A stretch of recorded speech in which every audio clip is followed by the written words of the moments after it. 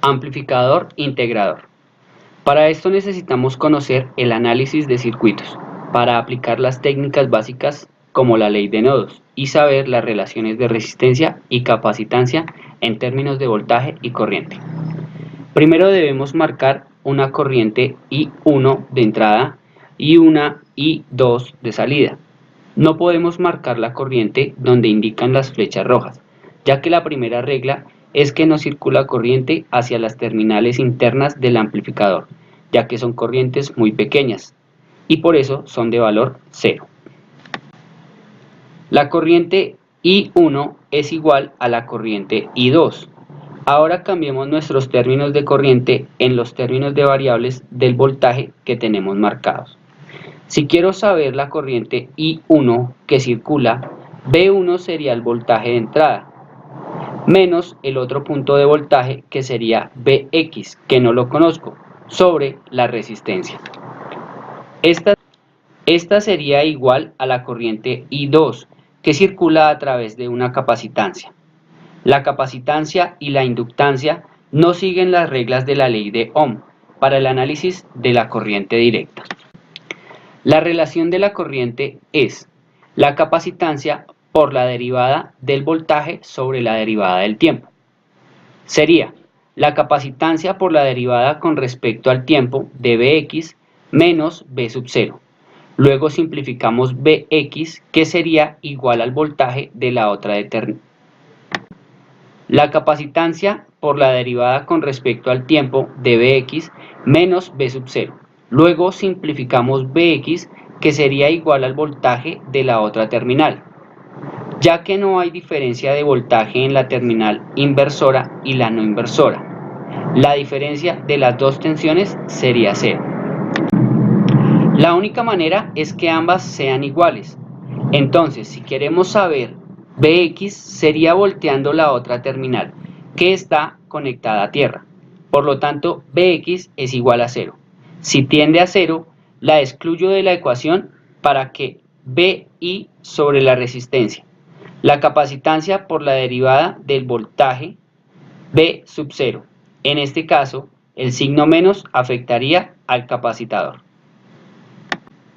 Debemos despejar lo que nos interesa, que es el voltaje de V sub 0. La capacitancia que está multiplicando pasaría a dividir, por lo tanto quedaría menos RC. Luego hay que tener una antiderivada para poderla pasar del otro lado y poderla cancelar. En este caso aplico la integración a ambos términos. Como estoy integrando, prácticamente el diferencial del tiempo tiene que haber pasado diferenciando este lado para saber cómo integrar. Integramos las derivadas que se cancelan y quedaría V sub 0. Del otro lado quedaría menos Vi sobre RC, donde Vi es una constante.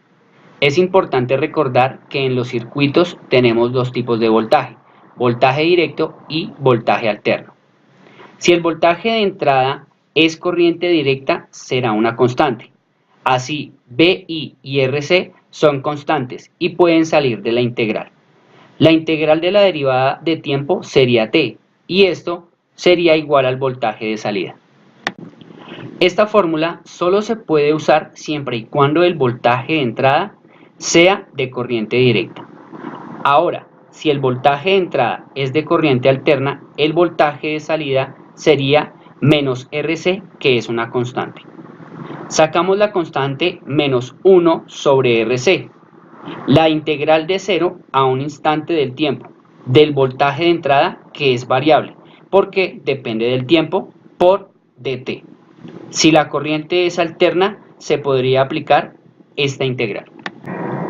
Por esta razón se conoce como amplificador integrador, ya que una de sus aplicaciones importantes es que en CD lo que nos da es constante, pero su real aplicación es cuando es corriente alterna. Y se le agrega algo que conocemos como pulso o algo llamado impulsional. Cuando se integra un pulso, el resultado es una rampa, donde la longitud de la rampa es t, que es igual a la longitud del pulso. Una de las aplicaciones es integrar las partes del pulso y convertirlas en rampas. Un pulso es una función constante del tiempo. Ejemplo, tenemos un pulso de 5 voltios, que es constante. La integral de 5 de x es igual a 5x, lo que se transforma en una línea recta, y esta siempre tiene una pendiente. Lo que estamos haciendo es relacionar cálculo integral con análisis de circuitos. Recordemos que el cálculo integral no solo se aplica en las ingenierías, sino también en otras áreas como la salud, la química, la biología, etc.